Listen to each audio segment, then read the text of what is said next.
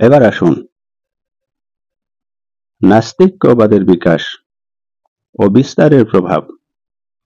নাস্তিক্যবাদের বিকাশ ও বিস্তারের প্রভাব, আর এটা হলো 13তম পর্ব। আর সেটা হচ্ছে রাজনৈতিক অপরাধ। রাজনৈতিক অপরাধ।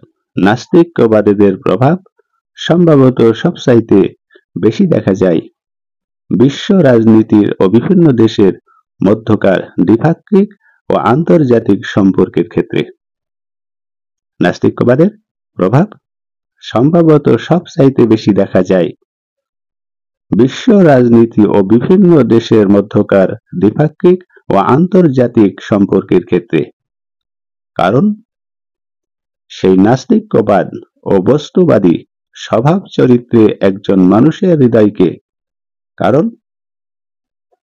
সেই নাস্তিক্যবাদ বস্তুবাদী একজন স্বভাব চরিত্র একজন মানুষের হৃদয়কে কঠোরতা, দৃঢ়তা আর আত্মপরায়ণতায় ভরপুর রাখে। আত্মপরায়ণতায় ভরপুর রাখে। আন্তর্জাতিক রাজনীতি ও দ্বিপাক্ষিক রাষ্ট্র সম্পর্কের ক্ষেত্রেও এটা তাকে কঠোরতা ও স্বার্থপরায়ণতার পথে ঠেলে দেয়।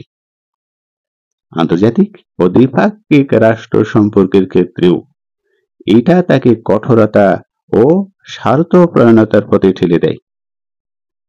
আর সেই কারণে আমরা পৃথিবীর বড় বড় সাম্রাজ্যবাদী রাষ্ট্রগুলোকে আন্তর্জাতিক রাজনীতির ক্ষেত্রে সবসময় দেখি নিকৃষ্ট থেকে নিকৃষ্টতর কলাকৌশল আর তাল বাহানার আশ্রয় নিতে। আর সেই কারণে আমরা পৃথিবীতে বড় বড় সাম্রাজ্যবাদী রাষ্ট্রগুলোকে আন্তর্জাতিক রাজনীতির ক্ষেত্রে সবসময় দেখি নিকৃষ্ট থেকে নিকৃষ্টতর কলাকৌশল আর তাল বাহানার আশ্রয় নিতে। উদ্দেশ্য থাকে দুর্বল জাতিগুলোর গলায় গোলামীর জিঞ্জির পরিয়ে দেয়া। উদ্দেশ্য কি? দুর্বল জাতিগুলোর গলায় গোলামীর জিঞ্জির পরিয়ে দেয়া। ছলে বলে দুর্বল রাষ্ট্রগুলো ধন সম্পদ বাগিয়ে নেয়া। এই নাস্তিক্যবাদ ও বস্তুবাদী রাজনীতিতে সবচাইতে বেশি ক্ষতির শিকার হয়েছে আরব ও মুসলিম বিশ্ব। এই নাস্তিক্যবাদ ও বস্তুবাদীর রাজনীতিতে সবচাইতে বেশি ক্ষতির শিকার হয়েছে আরব ও মুসলিম রাষ্ট্র। কারণ হলো যখনই কোনো আরব কিংবা মুসলিম রাষ্ট্র নিজেদের হিত অধিকার ফেরত চায়, যখনই কোনো আরব ও ইসলামী বিশ্ব মুসলিম রাষ্ট্র নিজেদের হিত অধিকার ফেরত চায়, তখন তাদের সামরিক আগ্রাসনের নগ্ন হুমকি ধুমকি দেওয়া হয়। তখনই তাদের সামরিক আগ্রাসনের নগ্ন ধুমকি হুমকি দেওয়া হয়। বরং আরো আগে বেড়ে বলা হয় যে যখন আমাদের কোন রাষ্ট্র নিজেদের সীমার ভিতরে পবিত্র কুরআন ও সুন্নাহর আইন বাস্তবায়নের মাধ্যমে আলোর পথে হাঁটার পরিকল্পনা করে, তখন ওই সাম্রাজ্যবাদীর শক্তিগুলো বিভিন্ন খোড়া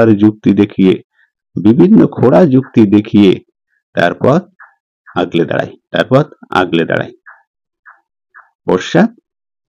পশ্চাৎপদ ও প্রগতি বিরোধী, অন্যায় ও বর্বর জালেম ও সহিংস সহ বিভিন্ন অপবাদ আর কলঙ্কর কালিমা লেপন করা হয় আমাদের পবিত্র ধর্মের সুশুভ্র অঙ্গে।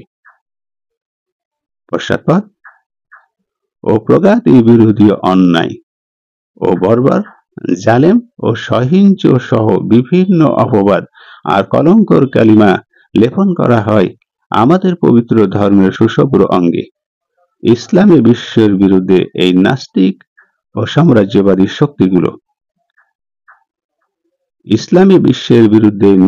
ও সাম্রাজ্যবাদী শক্তিগুলো তাদের মনে যে কতটা ঘৃণা ও বিদ্বেষ লালন করে,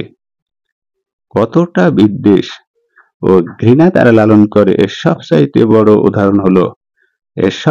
বড় উদাহরণ হলো তেল।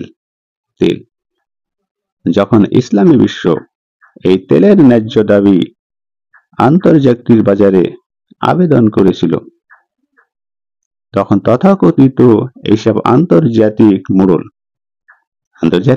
মোড়ল আমাদের বিশ্ব অর্থনীতি ও সভ্যতার ধ্বংসের ষড়যন্ত্রকারী হিসেবে আখ্যায়িত করেছিল।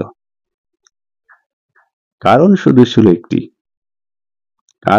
ছিল একটি, আমরা কেন আমাদের ন্যায্য অধিকার চাইতে গিয়েছিলাম। বরং এইসব সাম্রাজ্যবাদী শক্তি বারবার হাঁক ডাক ছেড়েছে, যদি তাদের কাছে তেল রপ্তানি বন্ধ করে দেওয়া হয় কিংবা তেলের মূল্য বৃদ্ধি পায়, তবে প্রয়োজনে তারা আমাদের তেলের খনি দখল করে আমাদেরই এর থেকে মাহরুম রাখবে। এই জন্যই তারা বারবার হাঁক ডাক ছেড়েছে। এইভাবে গোটা বিশ্বে সাম্রাজ্যবাদী বৃহৎ রাষ্ট্রগুলোর আন্তর্জাতিক বস্তুবাদ ও স্বার্থপরায়ণতার আগুনে জ্বলে পুড়ে ছাই হয়ে যাচ্ছে। এইভাবে আজ গোটা পৃথিবীর সাম্রাজ্যবাদ বৃহৎ রাষ্ট্রগুলোর আন্তর্জাতিক বস্তুবাদ স্বার্থপরায়ণতার আগুনে জ্বলে পুড়ে ছাই হয়ে যাচ্ছে। একের পর এক তারা দুর্বল রাষ্ট্রগুলোকে দখল করে সেগুলো ধন সম্পদ লুট করছে, সেখানকার অধিবাসীদেরকে গলায় গোলামির জিঞ্জির পরিয়েছে, আর সেগুলোকে ঠেলে দিয়েছে বিভেদে, বিশৃঙ্খলা আর অস্থিরতা আর দ্বন্দ্ব সংঘাতের দিকে। বিশ্ব রাজনীতির কর্ণধারগণ যদি আল্লাহ তাআলার একত্ববাদে বিশ্বাসী হতেন, মহান স্রষ্টার ভয় যদি তাদের হৃদয়ে সদা সর্বদা জাগ্রত থাকত, তবে এই পৃথিবীটা আজ এতটা অশান্ত থাকতো না। জাতিতে থাকতো ভ্রাতৃত্ববোধ আর পরস্পরের সহানুভূতি ও ভালোবাসার সুনিবিড় বন্ধন। দুর্বলদের সহায়তা, দারিদ্রের অনুগ্রহ আর মজলুমের মর্মার্থবোধ সবই হতো বিশ্ব রাজনীতির মূল নীতিমালা। কিন্তু এর চাইতে বেশি ভয় আর আতঙ্কের বিষয় হলো আধুনিক যুদ্ধের হাতিয়ার ও সমরাস্ত্র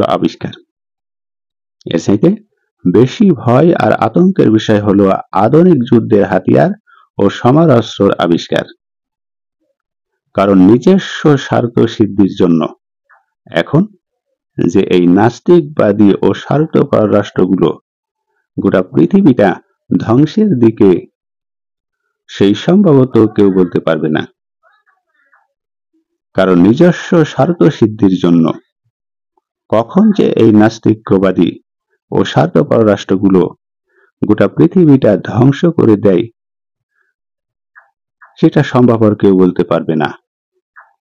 ছোট ও দুর্বল রাষ্ট্রগুলোকে ধ্বংস করার জন্য আজ বিশ্বের শক্তিধর রাষ্ট্রগুলো যেমন পন্থা ও পদ্ধতি এখতিয়ার করছে, ছোট ও দুর্বল রাষ্ট্রগুলোকে ধ্বংস করার জন্য আজ বিশ্বের শক্তিধর রাষ্ট্রগুলো যেমন পন্থা পদ্ধতি এখতিয়ার করছে, তাতে করে কেউ বিস্মিত হয়ে পারবে না। সমরাস্ত্রের পরিবর্তে আজ তারা ব্যবহার করছে মাদক, মিথ্যা প্রচারণা, নারী ও বুদ্ধিবৃত্তিক লড়াইয়ের হাতিয়ার। দেশ ও দেশের মানুষের জন্য হিতকর সবকিছুই তাই সাম্রাজ্যবাদী শক্তির চক্ষুশূল। দেশ ও দেশের মানুষের জন্য হিতকর সবকিছুই তাই সাম্রাজ্যবাদীর শক্তির চক্ষুশূল।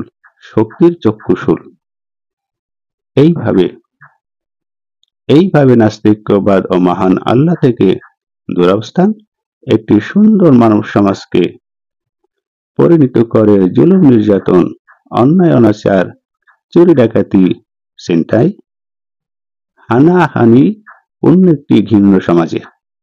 এইভাবে নাস্তিক্যবাদ ও মহান আল্লাহ থেকে দূর অবস্থান একটি সুন্দর মানব সমাজকে পরিণত করে জুলুম, নির্যাতন, অন্যায়, অনাচার, চুরি, ডাকাতি, ছিনতাই, হানাহানিপূর্ণ একটি ঘৃণ্য সমাজে। ফুল আর পাখির গান নয়, ফুল ও পাখির গান নয়, সর্বদা সেই সমাজে বয়ে চলে ধ্বংস আর বিনাশের তুফান। সর্বদা সেই সমাজে বয়ে চলে ধ্বংস আর বিনাশের তুফান। সেখানে মাদকের ভেতরে মানুষ বুঁদ হয়ে থাকে, সেখানে মাদকের ভেতরে মানুষ বুঁদ হয়ে থাকে। ফুলে ওঠা আরক্তি, কামার্থ, চোখে কামের নেশা দেখতে পায় পৃথিবীর সবকিছুতে। এইভাবে নাস্তিক্যবাদীদের ভিত্তির ওপর গড়ে ওঠার বিশ্ব মানবতার মানুষকে বানিয়ে ফেলে চরম স্বার্থপর ও আত্মপরায়ণ। সে কেবল এই দুনিয়ার জন্য বেঁচে থাকে আর সামনে উপস্থিত দিনটিকে পূর্ণ ভোগ করতে ভালোবাসে। ফলে সে মেশিনের মতন অহর্নিশ ঘুরতে থাকে। আর জীবন ভরে ওঠে হতাশা, বিশৃঙ্খলা আর অপরাধের অভিশাপে।